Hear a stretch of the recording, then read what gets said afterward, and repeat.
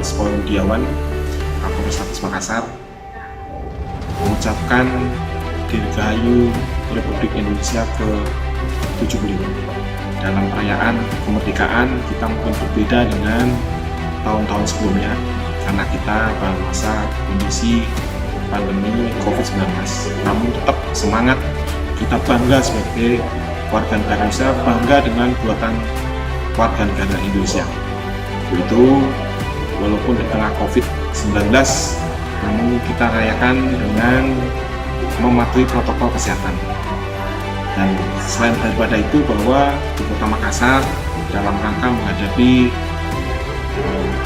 pilkada serentak nanti pada tanggal 9 Desember 2020, mari kita bersama-sama dengan elemen masyarakat, seluruh komponen masyarakat, menciptakan pilkada sejuk dan damai supaya tugas negara dalam rangka mengisi kemerdekaan ini bisa berjalan dengan lancar, kondusif, tercipta situasi kondisi kamtipmas yang mantap. Wabillahi taufiq wal hidayah. Wassalamualaikum warahmatullahi wabarakatuh. Merdeka!